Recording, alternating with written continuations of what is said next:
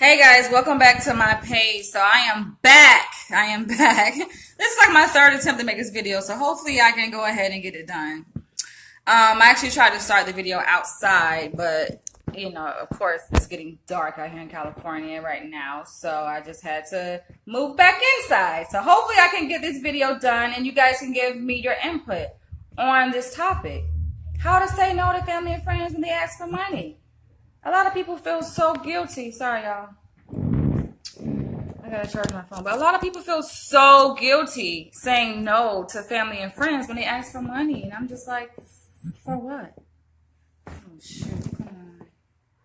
My phone charging.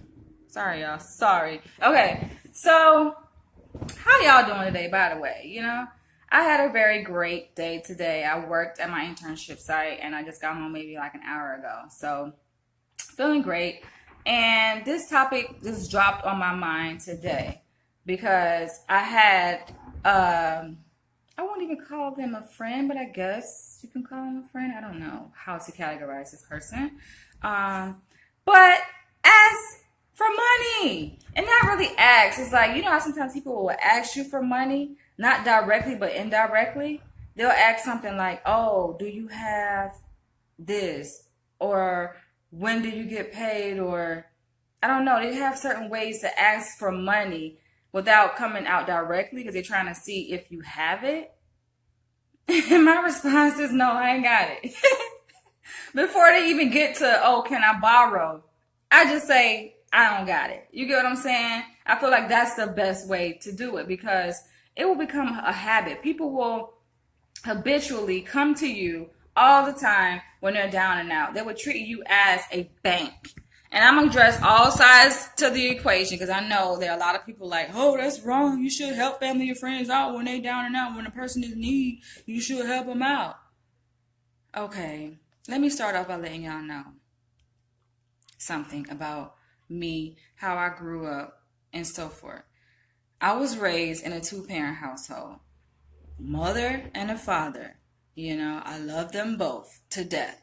And, I was not born out of wedlock. I'm just giving you guys a little background so you guys can take what I'm saying into perspective. Was not born out of wedlock, wasn't one of those kind of kids that just came out of nowhere or whatever, My mom and dad were in love. They were married. They had me. They stayed together for 12 years, and they got to a point where I guess my mom just was tired, and she ended up leaving my dad and moved back to her hometown of St. Augustine, Florida, to stay with her mother, my grandmother. This is when I was 12 years old. So up until I was 12 years old, I definitely lived in a two-parent household. And from 12 to 16, I lived with my mother. When I turned 16, I actually ran away from home, from my mother's house, to move back in and stay with my dad. I love my dad. I am a daddy's girl. I'm more of a daddy's girl than I am a mommy's girl, I guess, if there's such a thing, right? And I set something up. I decided, to let my dad know, like, hey, I want to come back home. I'm ready to come back home. So I moved back home to stay with my dad when I was 16 and finished my last 2 years of high school there. Great. My dad loved me to death, took care of me, always has taken care of me. I think that's why I'm just so spoiled. I don't know when it comes to men because I have a certain expectation, but that's a whole nother topic. And so I got pretty much everything I wanted. Everything I wanted. I asked my dad, can I get this? He gave it to me. Everything I wanted. Even when I graduated high school, went off to college, left my dad's house, I still got what I wanted. I would call my dad, Dad, I need some money. Can you give me some money? He'll say, how much do you need? And I would tell him, I would just throw out an amount. Back then I'm young. I may say $200, $150. And he would give it to me, like no questions asked. Come and get it, And I would go over there into his house and get it. And so it went like that for years. Like even after I left my dad's house at 18, it went like that for years. Even to the point where I was in my mid-20s, you guys. Like 2010, I was in a financial rut and it was weird. I was living in a condo in South Jacksonville, like 10 minutes away from Jax Beach. And out of nowhere, my dad called to check on me. And he was like, babe, how you doing? I'm like, I'm doing good. Or whatever. He was like, everything all right? Yes, everything is good. He was like, you need anything? I was like, no, Dad, I'm doing good. He was like, how you getting around? I said, I don't have a car. I'll take the bus. He was like, you want a car? I was like, that would be nice. But I had purchased my first car. I purchased my first car actually when I graduated from college at the age of 22. That was my first car. So the car that I'm about to tell you about, it was like my second car. So my dad said, you need a way to get around and I'm going to buy you a car. So what I want you to do is go find you a car. Go to dealerships, go find the car you want, come back to me, call me and let me know what kind of car you want. And like my eyes lit up. Like I'm on the phone talking to him. I'm like, for real, Dad? And he was like, yes, go find the car you want. Come back and let me know. Call me and let me know what dealership and I will go buy it for you. He kept his word. Like literally probably a week later, me and my dad met up at a Honda dealership in Jacksonville, Florida, and he purchased the car for me in full. Just dropped the check and purchased it in full.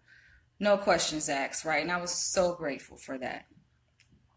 Even after that, my dad would still reach out and send me money. Like my dad, oh my gosh, he spoiled me. I admit that. I just have to admit. I'm spoiled, definitely spoiled. But I noticed as I got older, like closer towards my 30s, and now I'm 34, turning 35 this year, I noticed like my dad, he kind of cut off the financial support. Not necessarily directly to say, oh, I'm not giving you no more money. But I remember it would be times like I would ask my dad, Dad, you got this? Because I had gotten so accustomed to it. Even though of course, I had income. But I don't know. I guess he had conditioned me to rely upon him financially. So I would call him and be like, Dad, I need some help. You got some money or whatever. And he would say no. And it would happen. He would say no consistently to the point where I just stopped asking my dad for money. And I didn't get mad. I didn't say, oh, I hate my dad or, felt obligated that he had to give me money. I took it as, okay, Danielle, you are a woman now. You are a big girl. It's time to pull up your big girl panties and go out there and make shit happen. You get what I'm saying? My mom, now, she been cut off her financial support. This was like, I was young. I probably was, I don't know, in my early 20s or whatever. She cut off her financial support in terms of like just giving me money or, giving me things in here and there, like early on, long before my dad did. And my dad did it later. And I didn't necessarily see it as a bad thing that he did that. I actually feel very grateful that he drew the line, that he set the boundary, because I feel like that doesn't happen enough where people, parents especially, and even family members set boundaries with other family members and even friends. The issue can be, between two friends. That's what this video I want to talk to you guys about. How to say no when people ask for money, because I think it's a big thing. And I feel like there are people, you will have family and friends who will literally depend upon other family and friends for financial support, for financial donations. And it's not just like a one-time thing. It's more like a regular thing, a routine, where they're always calling you up. Oh, when you get paid, can I hold something? I'm going to pay you back. They never pay you back. Never. I'm going to pay you back. And then you find yourself giving money to this person over and over again. And they're just using you, So I just want to make this video to inspire people that it's okay. Let them know that it's okay to say no to family members. I feel like a lot of times, and even friends, people find it very difficult to say no. No explanation needed. No. Now I'm going to get into talking about group economics. I know that topic comes up where people may think, oh, people, especially black people, are obligated. We should feel obligated to support the next black person, whether it's a family, friend, or even stranger, if they ask for money, And I would like to disagree with that. idea, because yes, it's important that we stick together, but it doesn't mean that you're obligated to come and go and dig in your wallet or go and dig in your bank account every time a black person comes to you and asks for money. That to me is a problem. I was inspired to do this video today because someone I know tried to get in my bank account, asking me certain questions that they wanted to know regarding the money in my bank account. And I'm like, the money in my bank account is allocated to things that ain't got nothing to do with you. You get what I'm saying? Like, I have a budget. Just like businesses have budgets, people have personal budgets. And here's the problem that comes when people come to family and friends asking for money. When businesses have budgets, right? That means, for you guys who don't know what a budget is, it's just simply an itemized list of items that people put their money towards, right? It's an expense list that you have an idea of how much money you are working with, how much money you have, and how much money you're going to spend on certain different things, right? You know, businesses, their budgets, of course, they should be anyway, if you're successful, are pretty sizable budgets. They're working with some hundreds of thousands of dollars, some working with millions of dollars, multi-millions of dollars, right? That's their budget. That doesn't mean that, that company or that business has money to just give away and to donate to this cause and that cause and that cause just because you assume they have money. No, they have money, but they also have a budget, meaning they have items, things that money is allocated to ahead of time. A lot of times businesses, they will formulate a budget years in advance. So they have a 2018 budget, and that budget probably is drawn up in 2016, 2015. You know, yes, there can be adjustments made, but overall, the skeleton of the budget is there. You get what I'm saying? And businesses should stick to their budgets, should not overspend money. If anything, yes, find ways to increase the revenue, but you definitely don't want to outspend your fucking budget. You know, coming up with all these different expenses, whatever it is, right? The same idea applies. And this is the way I work. I don't know how you guys operate, but me being an owner of a business and me being owner of, nonprofit organizations, like, come on. That's just how I think. And I apply those same principles to my own personal budget. So when I haven't really had family necessarily, or have I? I think I have. Actually, I have had family ask me for money. But I think now most people know, like, who know me, don't ask me for shit. I'm sorry. I don't have it. You get what I'm saying? And I can have thousands of dollars in my bank account right now, but that don't mean that I have it to give and to just pass out to people. You get what I'm saying? Like, I just don't. People have budgets. That's my whole point in bringing up that example in terms of businesses and companies having budgets. People have personal budgets. So yes, they might be going to work every day. Yes, they might be earning income, whatever way they earn income. Yes, their account may be sitting on 20, 50, 70, 80, 90, 100,000 grand in their bank account. You, being their friend or family member, may even see some of the bank receipts, right? And this is what'll happen. They'll find ways to get up in your bank account, to get an idea of how much money you make or how much money, you working with, essentially, right? And they'll be like, oh, I know they got money. And try to throw up in your face like, oh, I need money for my light bill or whatever they need money for. I need money for food. I need money. They'll come up with 1,001 reasons why you should give them your money, why you are obligated and entitled to give them your money. They feel entitled to your money. You get what I'm saying? That you work hard for. And not only that, but come on, that money that you have is allocated to certain things, whatever those things are. It would be different, I feel like, if people had a respect for your budget, knowing that just because you may have thousands of dollars in your bank account, that don't mean those thousands of dollars is just free for all money. No, if that was the case, motherfuckers would be spending and splurging and doing this and doing that. You get what I'm saying? If people have a savings account, they may have a savings account trying to save money for whatever cause they're trying to save money for. Maybe they want to travel. Maybe they want to buy a home. Maybe they want to start a business. Maybe they want to do a number of things, right? They may have saved up, I don't know, throw a number out there, $20,000 for their investment.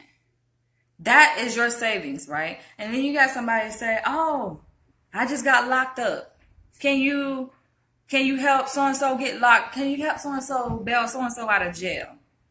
The bail costs $1,500. Now they're expecting you to dip in your fucking savings, to dip in your checking account to help bail them out of jail.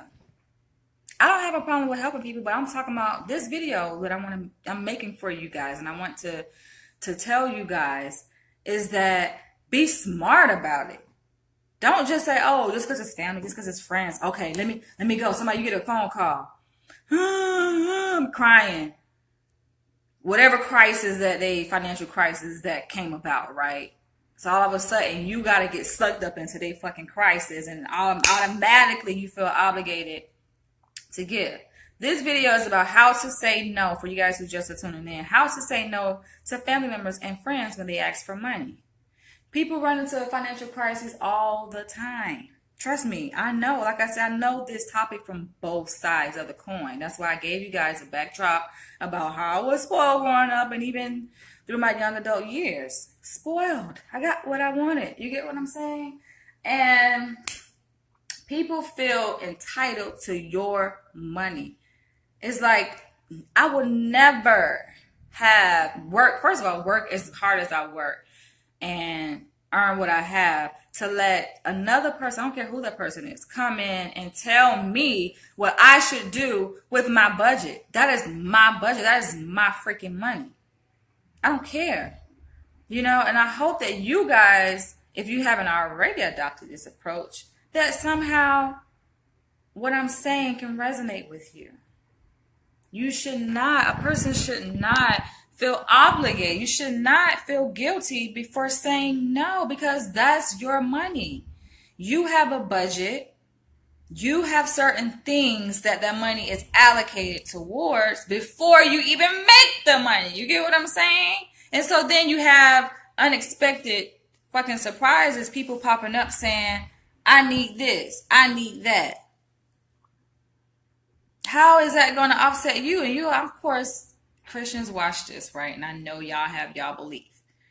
Oh, gotta give it back to you. You just give it to them. Let God handle the rest.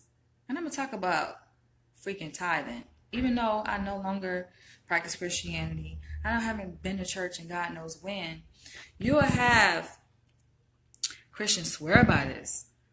Take 10%, give it to God, you're going to get it back. You know, that's bullshit. But y'all can believe that, you know? That's just bullshit. You don't get that shit back, you know? It's just bullshit.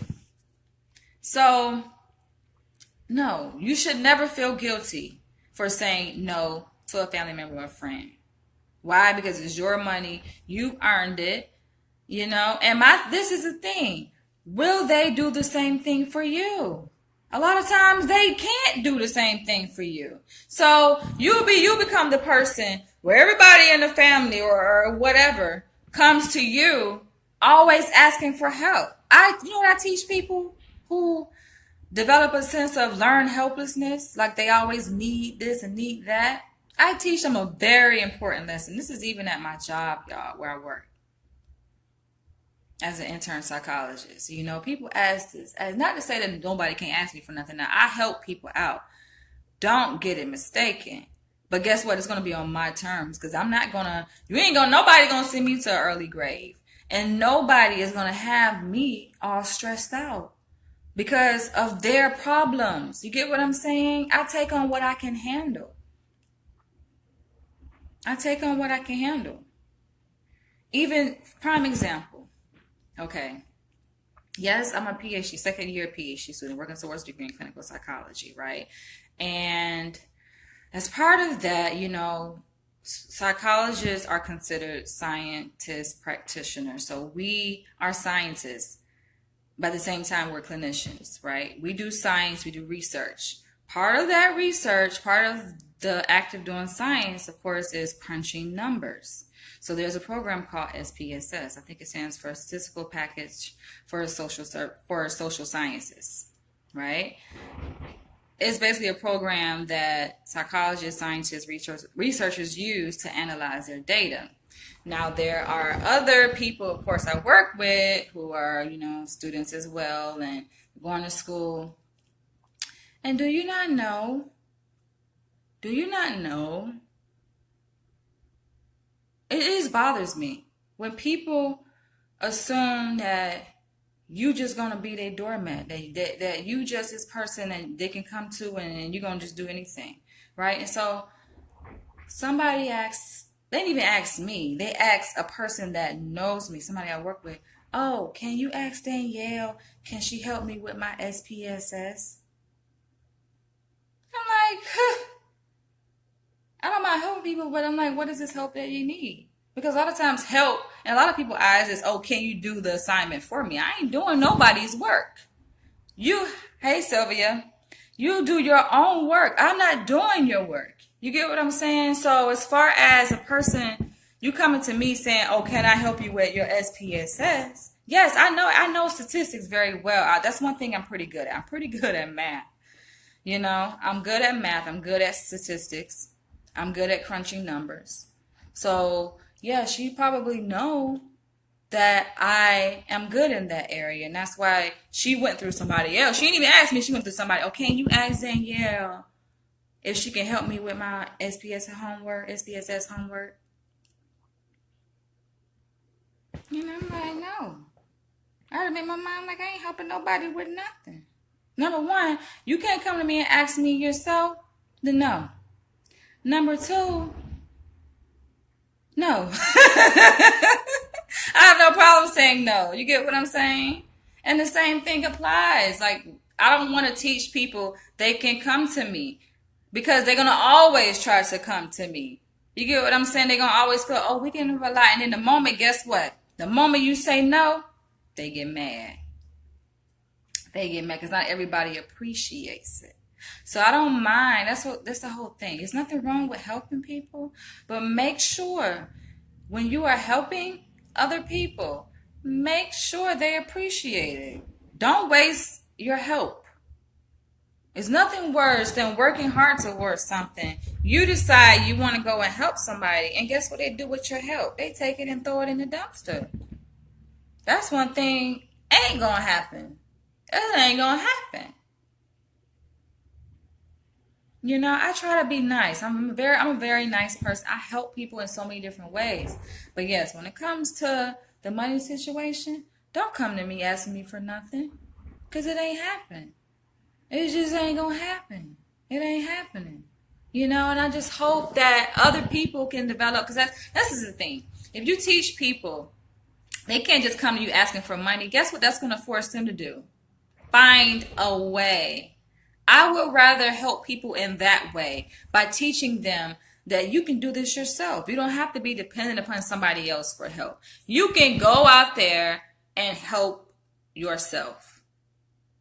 If only more people learn how to help themselves. Do you not know my dad continued to provide financial support? Not to say I wouldn't go out there and do it, but come on, what's the point? If a person continues to provide and give you, what need would I have to go out there and to be a business owner and to become an entrepreneur and to grind and work hard? You get what I'm saying?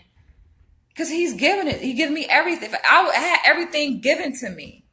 You get what I'm saying? Not to say that I would not be as hard as a worker. Come on, I'm always a hard worker, but still, at some point, you got to know when to cut people off. And I think a lot of times you'll have family members that will be asking for money, and they ass is on drugs. They come to you asking you for money, and guess what they're going to do with it? Throw it down the drain. So you definitely have to be careful with that.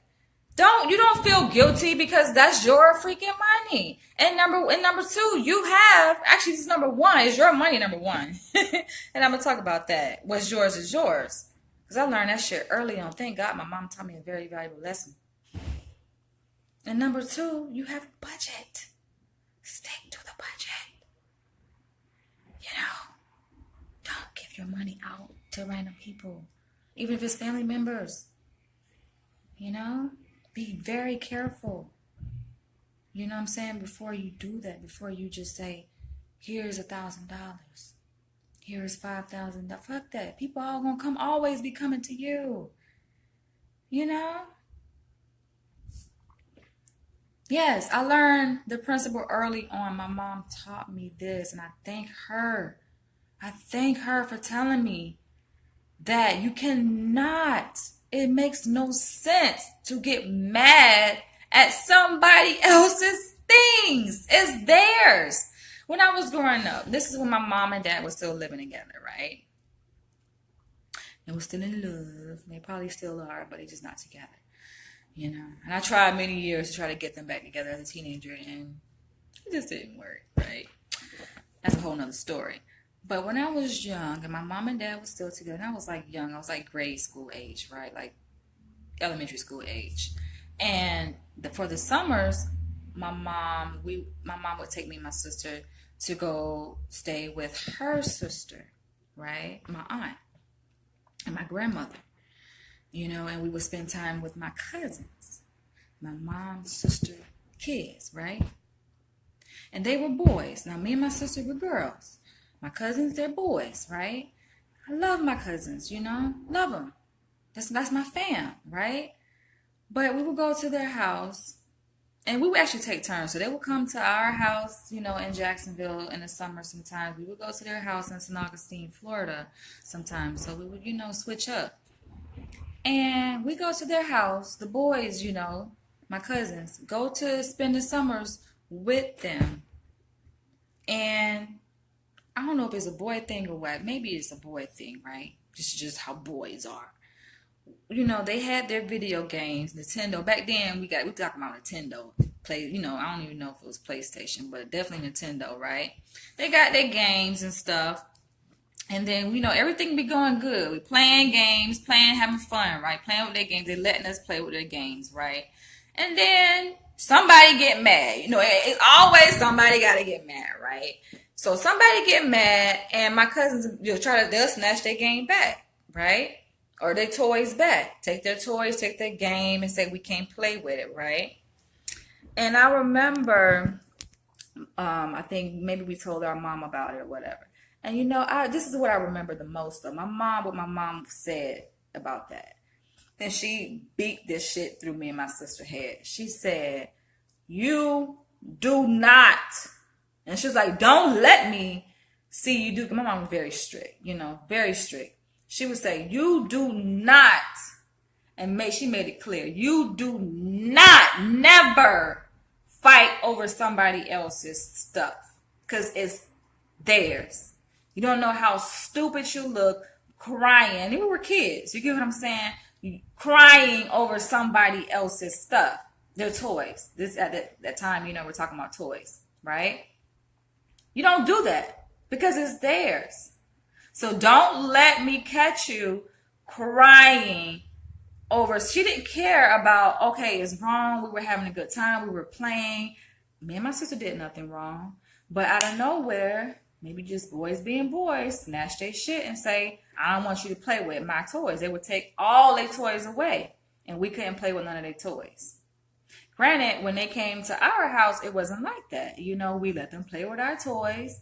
We had fun together and would never snatch our toys away from them, but they would do that to us, right? And my mom said, you don't do that. You do not get mad. She would get mad at me and my sister. And of course, I grew up getting beatings. So I learned this lesson very early on. You do not get mad at somebody else's stuff. And you know, as I got older, I grew older, that lesson stuck with me. And I carried it everywhere I went. It don't matter what it is. It don't matter if it's a job, you know, because at the end of the day, That's their job. You talking about working for a company, that's not your job. That's their job. You talking about getting accepted into somebody's school, that's not your school. Regardless if it's right or wrong that they deny you or that they don't give you the job, it's still not yours. You get what I'm saying? It's not yours. And that, to me, that is what allows me to deal with rejection, to deal with somebody so-called being unfair. Because at the end of the day, if it's not mine, it's easy for me to walk away from it. Even if they say I can't have it.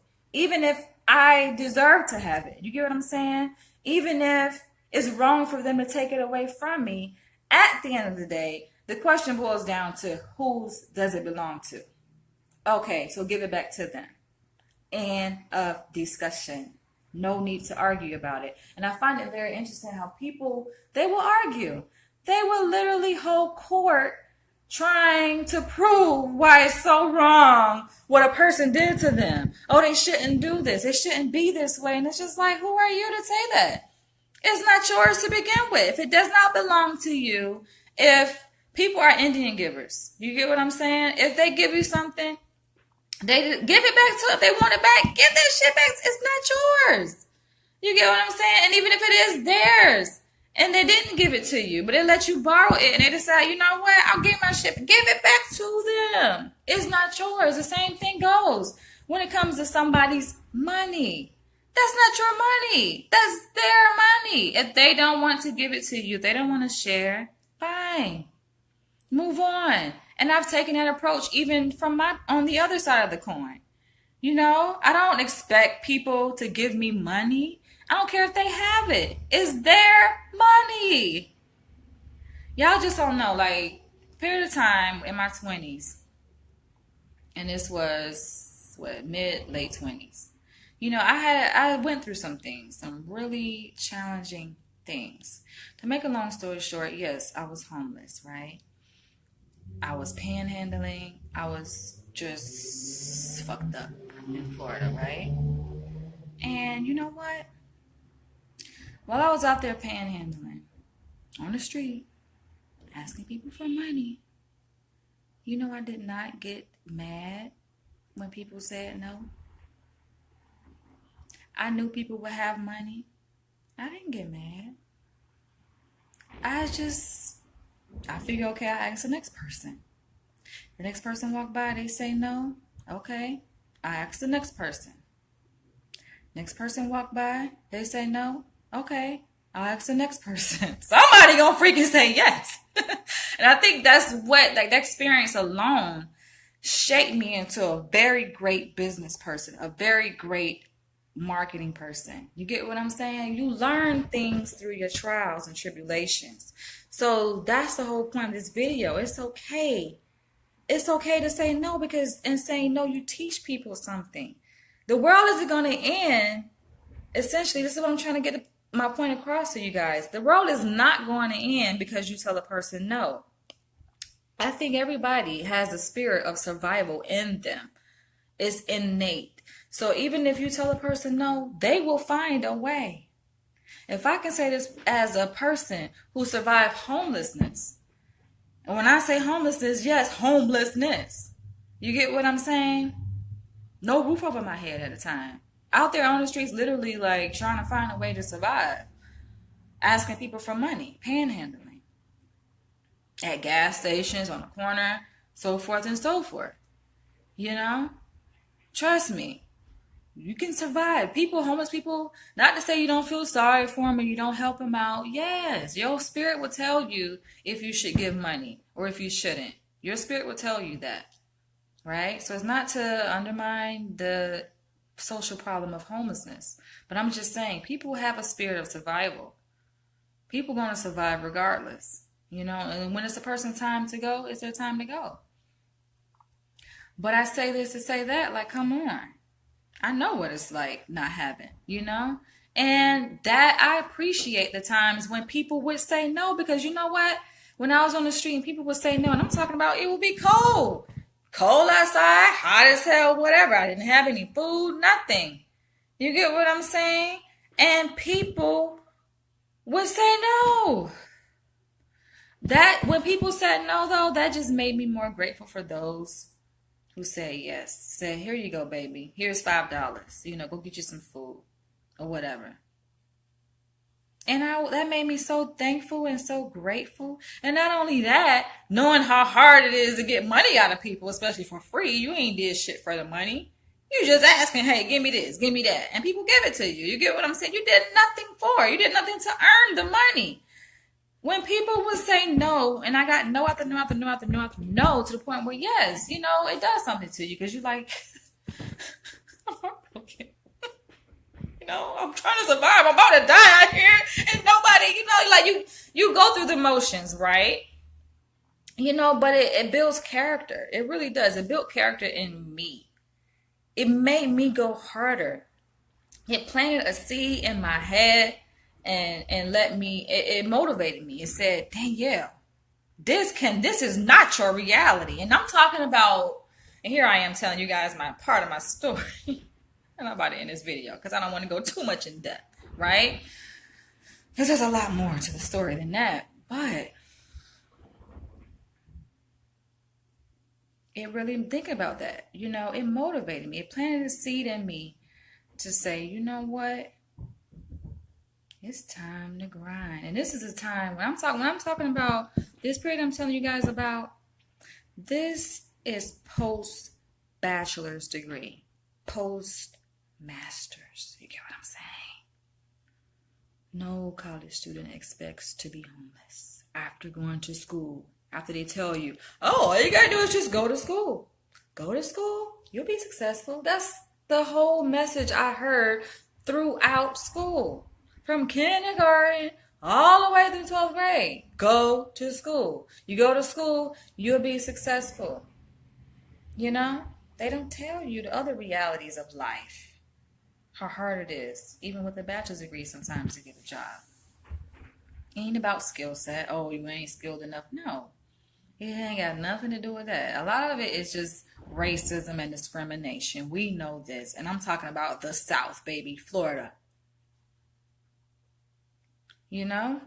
So just imagine the hit that it did on my everything, going through that period in my life. It was a positive experience, I would have to say, because it pushed me harder. I told myself, I would think, I have a degree, I have degrees, I have potential, I have experience. You get what I'm saying? Like, I have skills.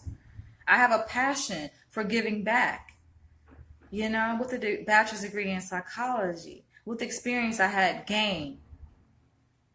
And yet, not that I felt that it was being wasted, but on one hand, it was being wasted. Because, what was I doing with it? And you know what? It motivated me to see that, okay, this is the real freaking world. People don't care. Yeah, I learned that people do care. You know what? I'm not going to say people don't care. I learned people do care. Some people, majority of people don't care. So knowing that we live in a world like that, guess what I did? That pushed me to go even harder. And seeing the reality that I was facing when I had all of this education and skills under my belt, but no income and no job, that pushed me. I told myself, there is no freaking way that I am going to my deathbed with all this education. You get what I'm saying? Like, no, this is not the end. This is just a period in my life. You know what I'm saying? That I have to get through. I have to find a way to fight through this shit and come out on the other side. You get what I'm saying? And just keep going and keep going. I told myself, keep going. This is just a period in my life. Keep going, Danielle. Don't stop. You get what I'm saying? Keep going. And I did that. And it motivated me. Like I said, out of that situation, Ubawa was birthed. That's why, I have to end this video because I know I've been talking for too long. Right? But I have to say this. That's why Ubawa was born. When I went through that period in my life, this was, what years is this? It was a period. it was a period of my life, right? Several years. And it pushed me. Wawa was founded in 2009, but I launched it in 2010. So during that period, I said, no, it pushed me. I said, this is not my reality. And it pushed me so hard to I said, I have to take my life into my own hands. I cannot rely on somebody to give me a job. Because oftentimes, and I have to say this, you will have people who are blind. Maybe they come from privilege.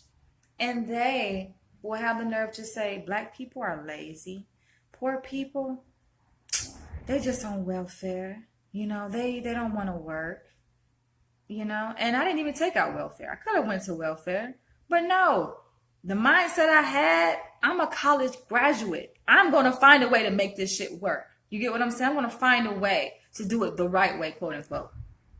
And not have to rely on family and friends or the government. You get what I'm saying? I felt, and even still, I was still young. So I'm like, come on, I'm an able-bodied person. If I don't have a roof, so be it. As long as I have my sanity, I keep my sanity, and I have my strength in my body and blood is going through my body, I'm going to go out here and find a way. And I told myself, I will never depend on a job. Because at the time, yes, I put in, I can't even count. Maybe I should go back and do this. See how many applications I put in. How many job interviews I went on. Job interview after job interview after job interview. Going way across town. You know how big Jacksonville is. Go here, go there. All over the freaking place. Right? The whole entire Jacksonville, mental health, all the organizations there probably got my resume. That's how bad it is. I guarantee you, every single mental health organization, company, agency in Jacksonville, Florida, I'm pretty sure they got my freaking resume. You get what I'm saying? That's why I'm so dying to tell my story, American Dreamer, because I know who I am. I know my destiny, and I know I'm destined for greatness. And when they see me on TV and they see my New York Times best-selling autobiography, I'm going to tell them, thank you. Thank you for not hiring me. Thank you for indirectly telling me I can do better than a job. Because it pushed me. And like I say, from that experience, after being told no so many times, and people wonder, oh, why did you leave Florida? Why did you end up in Atlanta? And then from there, I end up in New York. And now I'm in freaking Hollywood, California. You get what I'm saying? Get it how you live. I told myself, I will never depend. When I say never, like, I've been through this. You get what I'm saying? Not to say, oh, I can't take a job. It's not to say that. If a person give me a job, a company give me a job, yes, I will take it. I will work it. You know, but I feel like I cannot depend on a freaking job. I learned that. I learned that shit so early on. And I told y'all guys about my story. You know, even when I took my first job, you guys can go back and watch my video that I did make. But yeah, you know, just the whole, I don't like that environment, you know. But seeing that the job market is not dependable, that pushed me to create something that I know cannot be taken away from me. You know, and it gave me purpose. What I created with Ubawa, it allowed me to still live my purpose. I said my purpose, and I had a passion for giving back to the African American community.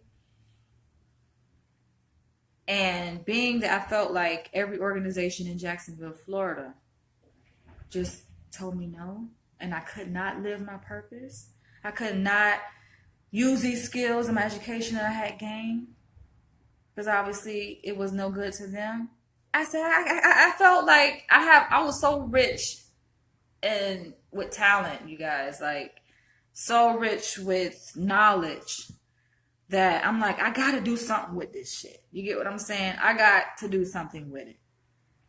If an employer will not allow me to do this and to use it, I am going to create my own. And that's what I did with Ubawa. I created Ubawa. And in doing that, It was a blessing for me. Free organization. Don't charge authors at all. You get what I'm saying? Just promoting authors, giving back to the Black community, promoting African American literature. I felt I needed to do something with my time that is productive, that I have full control over. That is what helped me get through. 2018, Ubawa is what? 8-9 years in the making. It's getting stronger. It's gotten even bigger. You get what I'm saying? And because they told me no, because I went through that, because I went through those experiences, y'all, it was hard. Yes, that shit was hard. Ain't nothing worse. Like, ain't nothing. Because the thing about, people don't understand, the thing about homelessness is like, you develop a fear. You know, you're wondering, like, a lot of things go through your mind. You know, you don't have any money. And it's even worse when you know you're sitting on a fucking bachelor's degree. You get what I'm saying? No food. You know, you out there in just harsh conditions. You know? I said never. So I encourage people. I don't know. After me telling y'all that story, I don't know how motivated you guys will be to say no to family and friends. Because maybe you feel sympathetic. Maybe you feel, you know, responsible, that you should step in and help them. But no, sometimes it actually helps them even more when you say no, because you create a situation where they have to find a way. They have to learn to be self-sufficient. There's nothing wrong with that. I feel like a lot of times in our country, because yes, we live in a capitalist society, we live in an individualistic country, whereas it is kind of like every man for himself, right? And then people always say, oh, we need to stay together. We got to look out for each other. We should build a community. We should group economics. Yes, group economics works when everybody puts into it. You get what I'm saying? It does not work if you got somebody who's making all this money and then other people just trying to live off of them. That shit don't work yet. Everybody has to invest. Everybody has to put in on it in order for it to work. So before I end this video, I have to just say this. It's okay to say no.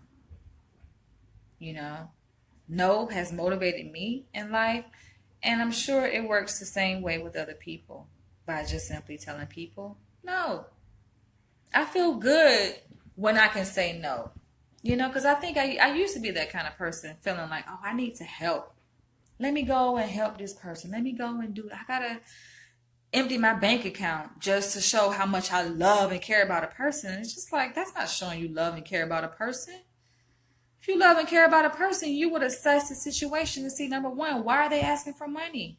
What put them in a position where they cannot provide for themselves? You know, where they coming to you asking for X number of dollars. What is it? You get what I'm saying? Will that person contribute to you, to your need? When you're in that situation, will they help you out? A lot of times it's like, hell no, they would not. So just be careful, you guys. I got to go in this video because I've been talking a little bit too much. But I feel good when I say no. I feel good when I say no to people. You know, it's a lot of times I help people a lot. I've bought coworkers lunch. And I'm talking about coworkers who I'm working with now. You know, at the internship site where I work at now. As a psychologist intern. You know, help a lot of people. I help a lot of people out. That's just me. I have a heart to just help people. Because I know what it's like. Trust me, I know what it's like to go without food and to not have money to buy food. I'll come and do another video on that situation. Probably, I don't know, maybe after I get my degree. Because some of the stuff that I've been through, I feel like I can't even disclose. People ain't ready for that shit. That's why part of the reason why I haven't even released my book yet, American Dream, because I know people ain't ready for that shit. People ain't ready for that story. You get what I'm saying? I have to get what I'm working towards first before I release that. You know, I've been through a lot, you guys, and I still walk around with my head held high, and that just motivates me. My past motivates me. Seeing all the stuff I've gone through, you know, when I come across challenges and struggle, I look at them and laugh. I'm like, y'all have no idea. This is a piece of freaking cake. This is a piece of cake. I've been through the war. I've been through hell. I know what hell feels like.